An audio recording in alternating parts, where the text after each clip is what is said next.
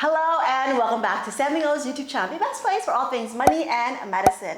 In today's video, we're going to be covering what not to do during a salary negotiation. Number one, I deserve higher compensation because I'm a hard worker. So what? You and I, we're both hard workers, and so is everybody else. A hard worker does not equate to a better worker. Just because you have more experience in a particular industry or you have invested more time in a project than your colleagues, it does not mean you produce better results. And here's an example. Let's say Jane, she's a PA with 3 years of experience. She sees 16 patients a day, she works an 8-hour day, and she's pleasant to work with, and all her patients love her. Now let's look at Joe over here. Joe is a new grad with no experience. He sees 24 patients a day, working an 8-hour day, but he also receives amazing patient reviews. Now, both Joe and Jane ask for a bonus at the end of the year because they both, well, they deserve it. So who do you think is more likely to get that bigger raise or bonus at the end of the year? Likely Joe, right? Because from an employer standpoint, they are both hard workers, busting their butts, seeing a ton of patients a day, and creating a fun and safe environment for both their colleagues and their patients. But Joe generates more revenue per day, per month, and per year compared to Jane. And when Joe negotiates, he can negotiate with measurable outcomes. And measurable outcomes are the key to negotiation. So Joe can start a negotiation with something like this. I'm really happy with how the company has allowed me to learn and grow into a more competent PA, and I'm excited for the future of this company and my future with this company. With that in mind, when can we schedule a meeting to discuss an increase in compensation? I would like to highlight my accomplishments that have contributed to the company's revenue growth over the last year. And this is how Joe will start the negotiation process and really build his case. Number two, I go above and beyond. Ooh, going above and beyond means you're willing to take on more work for less money. This doesn't make you a better employee. It makes you an employee with low self-worth. Let that sink in.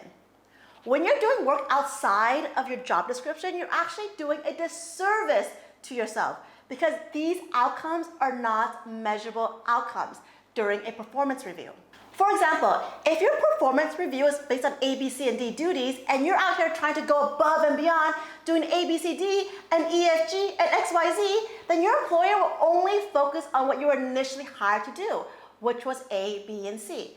And if you cannot excel in producing optimal results in A, B, and C, then why would they give you a raise or a bonus for completing mediocre work in the department that you were initially hired for?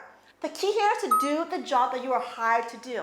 And if you want to take on more responsibility within your company, then yes, ask to take on more responsibility, but only if they're going to increase your income and your job description.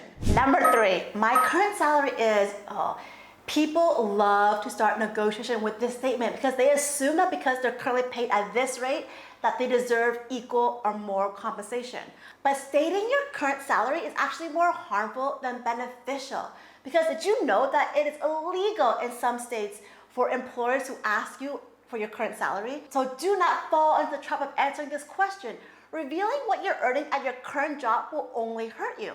Why? Well, because if the company budgeted $125,000 for this position and you told them that your current salary is $105,000, well, guess what? They're going to hire you at $110,000 because you told them that that is how much you're worth. So when you're changing jobs, you want to get paid based on the market value, not what you're earning at the moment. And if the hiring manager is being pushy and continues to ask you about your current compensation package, steer the conversation in a different direction by saying something like this. Could you tell me what the range for this position is? Once they answer the question, state what salary range you're looking for. And here's a big pro tip. Give a huge, wide range. This way, you'll avoid setting the bar too low based on your current pay. Now, before moving on to my last two tips, I want to take a moment to say that if you like this type of content on salary negotiation, hit up the podcast, Your PA Mentor, and on Reels and Instagram right here for a lot of short-form, high-quality tips on negotiation, money management, and wealth building. Number four, I need more money because I have student loans to pay. I've actually heard this one in real life. One of the candidates that we were interviewing asked about the job benefits and salary on the first interview. Oh, red flag, don't do that, don't do that. So he asked what the budget allotted for that role, which is a great way to start a negotiation conversation. And he actually really should have just stopped there once we gave him the answer. But the whole entire conversation went a little south because he said, well, I would like a higher salary to support my family and to pay off my student loans. And that was just no go. Because everybody has a mountain of student loans. It's 2022. Student loan debt is a national crisis, so we all have living expenses, rent, car payments, children, which is why debt shouldn't be the basis of requesting for a higher salary. So hang your negotiation salary on the value that you bring to the company. Remember, value. What value do you bring to the company? What problems can you help the company solve? How will you help the company grow? What will be your contribution to the company that will take the company to the next level?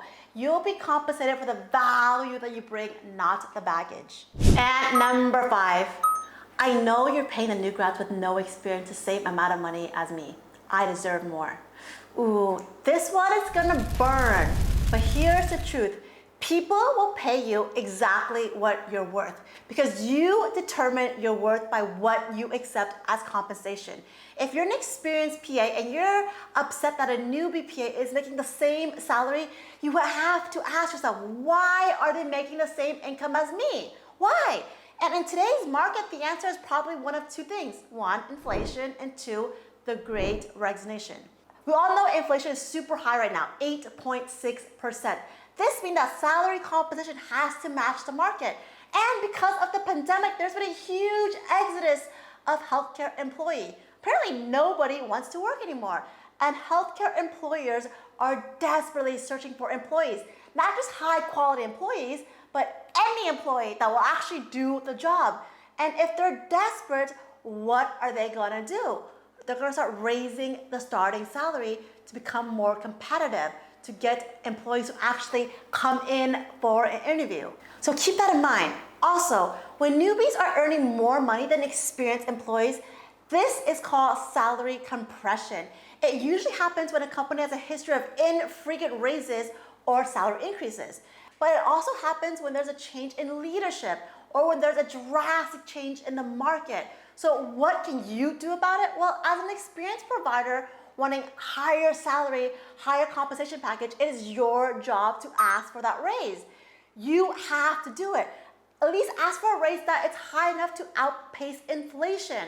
You have to market your values against the market value of your peers. So do your research. A quick search on Indeed or LinkedIn will give you ample data on what people like you are making with similar experience. You don't have to focus on or research what the newbies are making. That's irrelevant. And speaking of which, do not bring this up to your employer. Don't say, I know that Sally is making more money than I am. Like, that's just, no, don't go there. What you have to do is schedule an appointment with your manager and respectfully and calmly state your position.